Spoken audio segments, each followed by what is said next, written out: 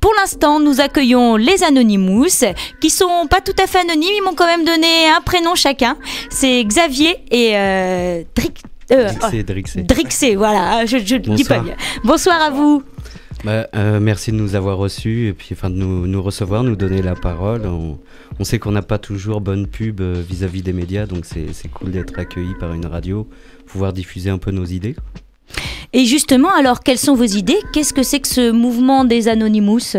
En fait, les Anonymous, on est là, c'est une idée que beaucoup de gens partagent.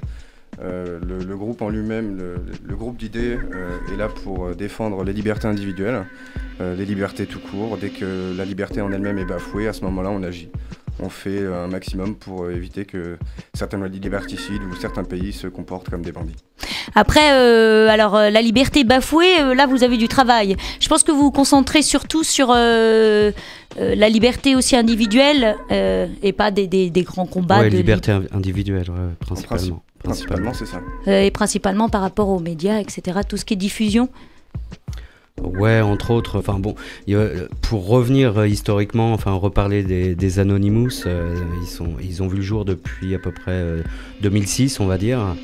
C'est arrivé sur des sites internet d'échange, notamment un site qui s'appelait 4chan, à l'époque où justement le premier créneau de bataille des Anonymous, le premier et qui est toujours actuellement le créneau de bataille, était la lutte contre la scientologie. Et donc sur le site, le moyen de communiquer et de laisser des posts en fait était anonyme. On ne donnait jamais son nom et on laissait juste un message comme on peut voir sur certains sites encore actuellement. Donc depuis ce mot anonyme laissé sur les posts, ça a généré le nom d'Anonymous qui a été repris en anglais. D'accord, très bien, merci pour cette explication. Et donc vous luttez aussi pour protéger la liberté de chacun, surtout qu'en plus de nos jours avec Big Brother, etc., il y a du travail, surtout qu'en plus la plupart du temps on essaye de nous faire passer des petites choses derrière le dos. C'est pas toujours très bien relayé au niveau médiatique également. Et là principalement vous vous intéressez notamment à la loi ACTA, qui est sortie depuis peu. Alors qu'est-ce que c'est que cette loi ACTA ? En fait, c'est un traité qui a été réfléchi dans notre dos par 38 pays. Il a été signé en janvier, le 26. Pendant 3 ans, ils ont préparé ce traité. À la base, en fait, il est censé renforcer le droit d'auteur. Donc pour ce qui est une bonne chose. On n'est absolument pas contre. Simplement, déjà, le traité a été fait dans le dos de chacun, de tout le monde. Aucune organisation comme l'OMC n'a participé à la négociation et à la prise de décision pour le contenu du traité. Aujourd'hui, ce traité est en cours de ratification. Il y a énormément de dérives, il est trop flou, il y a énormément de choses qui ne vont pas dans ce traité et c'est pour ça qu'on se bat, c'est pour dénoncer le côté liberticide de ce traité. Est-ce que vous pouvez nous rappeler les grands points de cette loi ? Principalement les 4 points sur lesquels on va se battre actuellement, ça concerne Internet. Je vais prendre un exemple tout simple, on peut faire déjà un parallèle.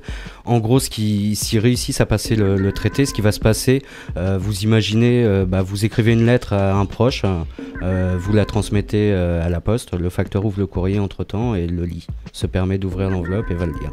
En gros, pour comparer, le traité va obliger les fournisseurs d'accès Internet à scanner et à éplucher toutes les données. Donc tout ce que vous allez prendre, tout le download, upload que vous allez drainer va être épluché par les fournisseurs d'accès. Sans demande, sans requête au préalable d'un juge ou quoi que ce soit. Ce sera vraiment à la demande des responsables du traité ACTA. En fait, des ayants droit principalement. Voilà, si les ayants droit en fait ont notifié qu'ils voulaient absolument qu'on leur indique à chaque fois l'utilisation entre guillemets frauduleuse, parce qu'en général il s'agit simplement de partage entre personnes, que ce soit de l'information, des contenus type journal, etc. Si l'ayant droit a décidé de porter plainte contre vous, le fournisseur d'accès va lui donner toutes vos informations personnelles vous concernant, y compris les fichiers qui ont été téléchargés ou simplement transmis, et à partir de là, l'ayant droit pourra directement porter plainte contre vous. Je vais prendre un autre exemple. Vous faites une soirée ou un mariage, vous filmez, vous faites un montage, vous intégrez un fond musical, on va dire une musique des Black Eyed Peas derrière, en fond musical. S'il y a un copyright de passer derrière, l'info va remonter, vous êtes pris la main dans le sac, on va dire, et donc vous serez susceptible d'avoir une amende. Bon, il parle de peine jusqu'à l'an à des peines de prison J'ai encore du mal à y croire, mais bon, on ne sait jamais. Mais voilà, le principe, ce serait de balancer des amendes dès lors qu'il y a une utilisation de copyright. Comme disait Drixé également, sur un blog où on va transmettre un article d'un journal, voilà, ce qu'on dit, c'est une lutte contre la contrefaçon, mais pour nous, le partage n'est pas de la contrefaçon, quoi. Surtout suivant l'utilisation qu'on en fait. Exactement. Effectivement, là, si c'est un mariage ou une utilisation privée, parce qu'il y a ça aussi qui rentre en jeu. Là, par exemple, ici, à la radio HDR, on n'a pas le droit de diffuser de la musique comme ça. On paye évidemment des droits à la SACEM, normal. Il faut qu'aussi que les auteurs, ils soient reconnus et qu'ils touchent des droits sur ce qu'ils ont conçu. Ça, c'est tout à fait normal de préserver aussi les droits d'auteur, mais effectivement, on ne peut pas diffuser tout et n'importe quoi. Il faut qu'on paye des droits, effectivement. Après, quand c'est un usage ultra privé, voilà, en fait, la loi au départ, elle ne concernait pas l'usage privé. C'est là où on parle de dérive et c'est pour ça qu'on agit. Parce que justement, ça va toucher à nos libertés individuelles. Le simple fait de pouvoir communiquer avec les gens va être lésé par ce traité. À partir du moment où les gens ne peuvent plus partager d'informations, que ce soit un article ou simplement communiquer des informations globales sur l'activité dans le monde, d'un pays à l'autre, on empêche les gens de parler. Donc on parle de censure dans ces cas-là. Et la censure, on est absolument contre. Il faut qu'il y ait une liberté d'expression et qu'elle puisse être utilisée par tout le monde. Oui, j'ai même entendu, parce qu'il y a eu des discussions beaucoup sur cette loi ACTA, il y en avait même qui disaient qu'on pouvait même aller regarder ils pouvaient même aller consulter, voilà, téléphone portable, les iPods, MP3, enfin, etc. Exactement. Tout support pour écouter de la musique, donc personnelle, aller vérifier que c'était bien des sons qui avaient été payés, achetés, etc. Quoi. Et donc effectivement, ça, c'est même plus de la liberté d'expression, c'est aussi de la liberté même physique presque, puisque ça atteinte même à nos usages privés et puis nos appareils personnels. À partir du moment où on achète un mobile, un iPad, un iPod, on a le droit on a tous le droit de l'utiliser comme on veut. À partir du moment où on n'en fait pas une revente illicite, on a le droit de l'utiliser comme on veut. Ou à ce moment-là qu'on vende plus d'iPad, de téléphone portable. Ou alors, par exemple, moi j'achète un CD dans un magasin. Chez moi, j'ai la propriété du CD. Si je fais une copie pour le mettre sur mon iPod, comment je vais pouvoir justifier sur le moment que c'est pas quelque chose de piraté, c'est un MP3 que j'ai téléchargé? Tu vois, il n'y aura pas le truc genre iTunes ou autre pour justifier, quoi. Donc voilà, c'est cette dérive-là.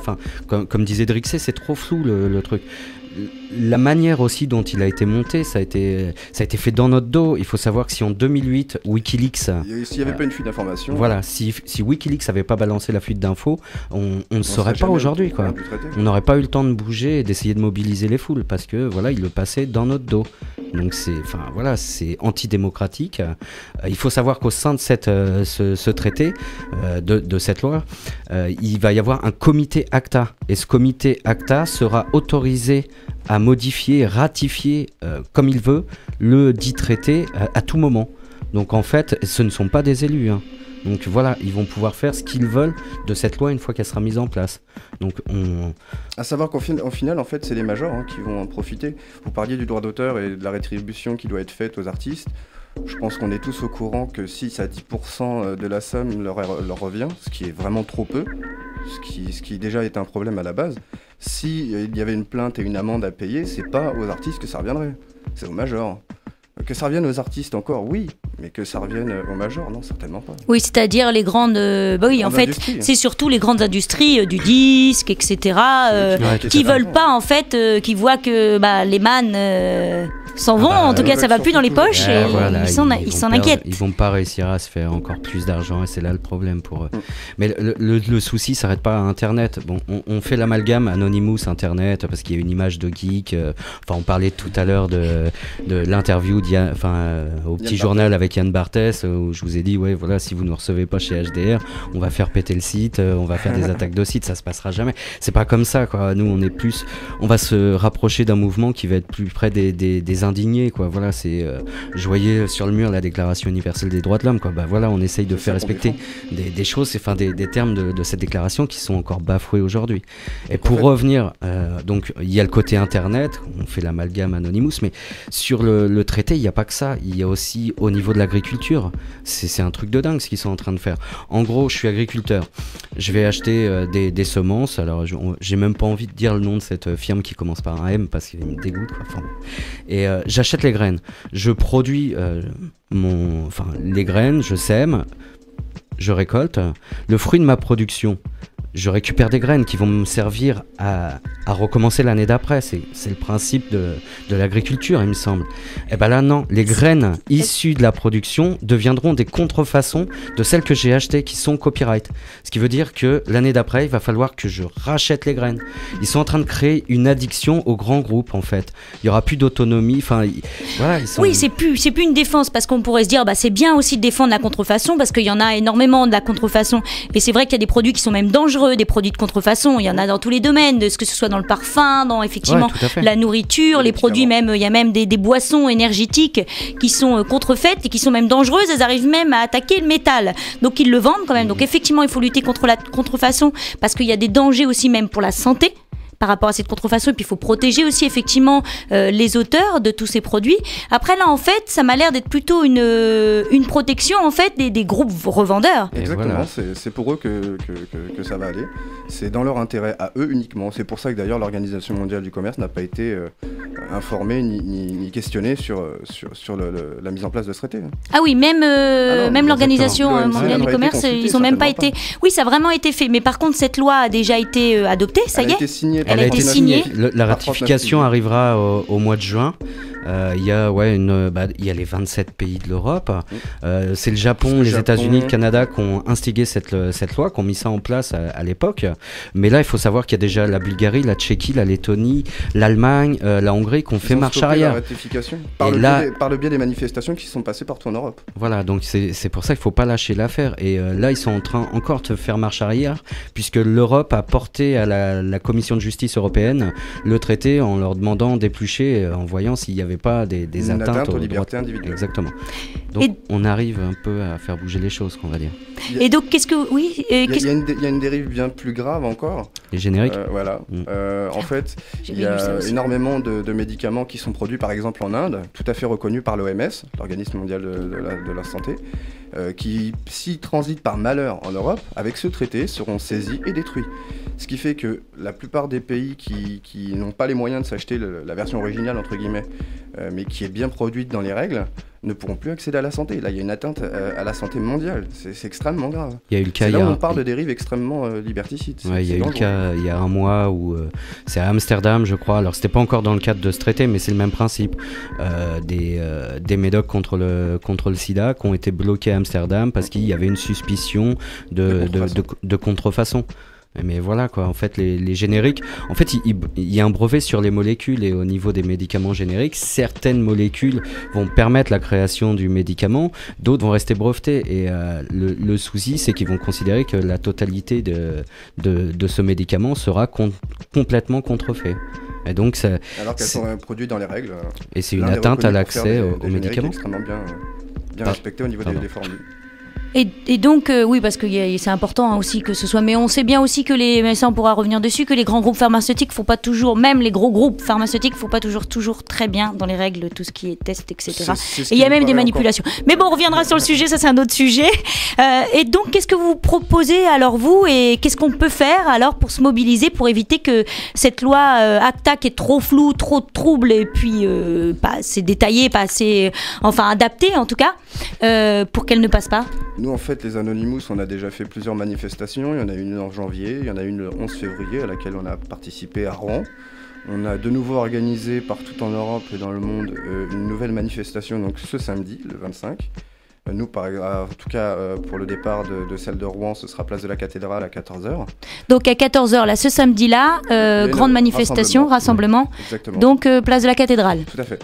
Et c'est en allant aussi battre le pavé qu'on va pouvoir faire entendre aux gens et informer les gens. Nous, ce qui nous a choqué quand on faisait les distributions dans les rues de Rouen, personne n'était au courant de ce qu'était ACTA. Absolument personne.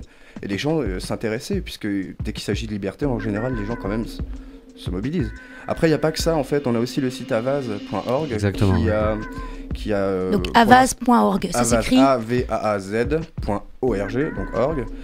Sur ce site, qui fait beaucoup de pétitions mondiales.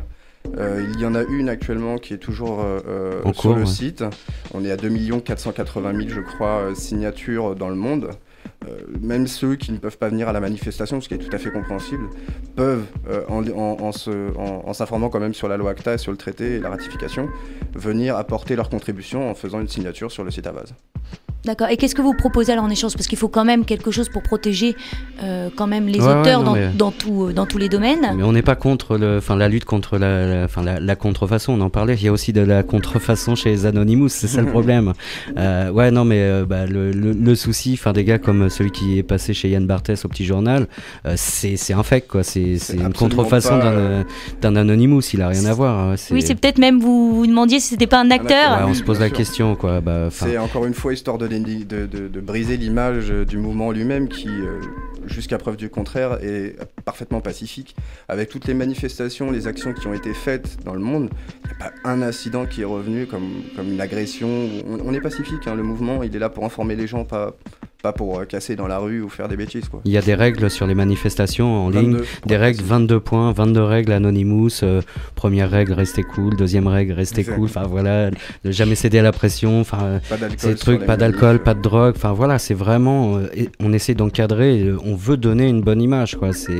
Faut sortir aussi de l'image du geek derrière son ordi qui va faire des attaques, déni. Des pirates. Alors je rassure tout de suite, ils n'ont pas du tout une allure de pirate.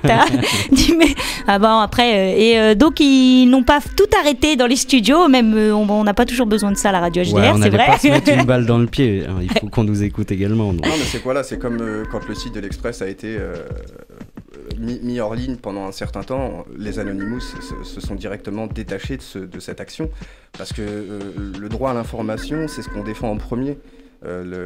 Éviter la censure, laisser la communication des informations se faire, c'est comme disait Xavier, faire shooter un site de ce genre, c'est se tirer une balle dans le pied, c'est empêcher la communication d'aller vers les citoyens, donc c'est pas du tout ce qu'on revendique. Nous, ce qu'on revendique, quand vous voyez les actions des Anonymous qui bloquent un site, on peut parler du FBI, la CIA, etc. C'est une manière de protester. Étant donné qu'on est face à des gens qui ont énormément de pouvoir, qui peuvent réduire les choses au silence, le seul mode d'action qu'on peut éventuellement appliquer de temps en temps, c'est de bloquer un site. C'est une manière, c'est comme si vous bloquiez l'accès à un magasin avec 100 personnes pour protester. C'est quelque chose entre guillemets de légal. On a le droit de se plaindre et de faire blocus. C'est ce qu'on fait. Oui, c'est comme les grèves des transports routiers, etc., voilà. etc. Nous on ne prend personne en otage, en revanche. C'est bien. Comme Mega Upload, par exemple, tout le monde aussi fait l'amalgame en disant Anonymous, ils se sont insurgés parce que Mega Upload a été retiré. C'est pas le fait que Mega Upload ait été retiré, certes, on est bien d'accord. Il y a eu du pompage de données au niveau de films qui sont téléchargés, échangés, c'est pas toujours bon. Le truc, c'est la façon dont ça a été fait. Le FBI, comme ça, sans rien dire, a coupé directement l'accès. Il faut savoir que les États-Unis possèdent la quasi-totalité des .com dans le monde. Millions, ils peuvent faire ce qu'ils veulent. Ils ont les serveurs, donc c'est eux qui possèdent tout ça. Du jour au lendemain, ils peuvent fermer un site. C'est ça le truc qui a insurgé Anonymous au niveau de Mega Upload.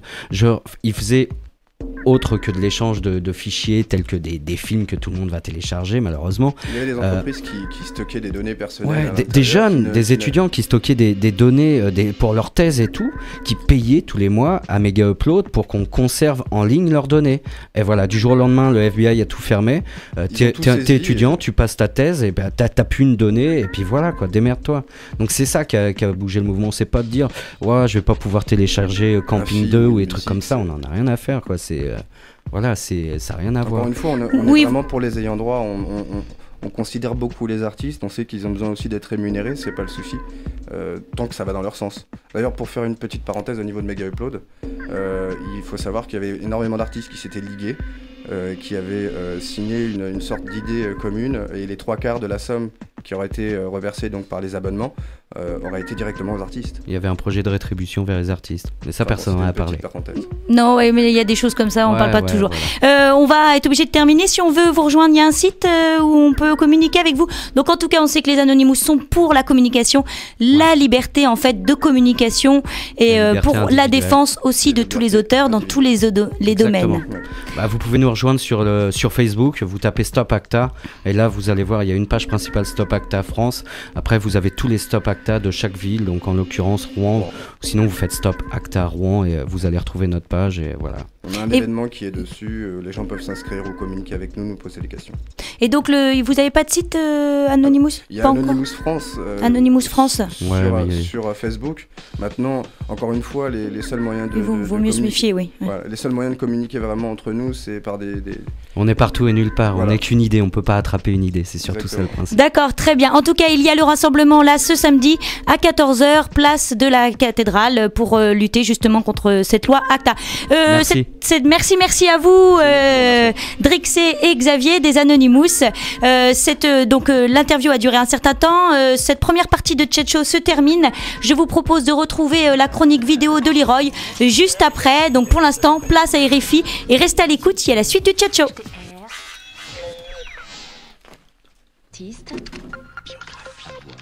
À lire, à écouter. Sur rfimusique.com.